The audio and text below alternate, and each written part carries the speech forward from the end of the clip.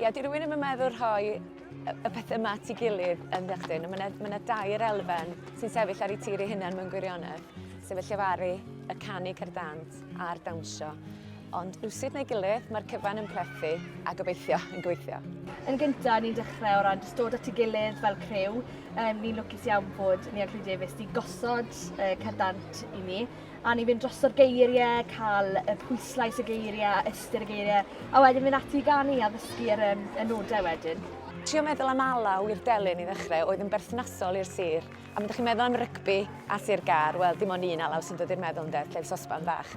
Felly dyna oedd y cam cyntaf, wneud trefniant o sosban fach a wedyn gosod y Cerdd i hwnnw lle.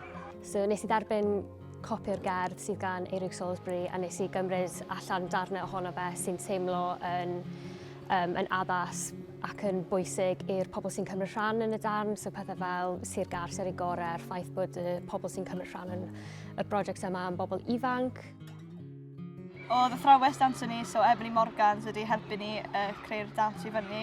Geithon ni llwyth o ymarferion a jyst cyfle neis i trial rhywbeth newydd a i dod â rhannau o dant ni mewn i naws gwahanol o can. Ia, mae'n neis i dod â diwylliannau gwahanol at ei gilydd. Byddwch chi byth yn rhoi Cerdd gyda rygbi fel arfer, ond mae'n gret bod ni'n gallu cyd-dynnu rhain i gyd gyda'r ddawns hefyd a'r llefaru sydd ynglwm gyda'r can. A hefyd pwysigrwydd y geiriau, bod ni'n o Siwrne'r a bod pobl rygbi Cymreig o'n ardal ni wedi wneud yn arbennig o dda bod ni'n gallu cyfleu hwnna hefyd yma heddi.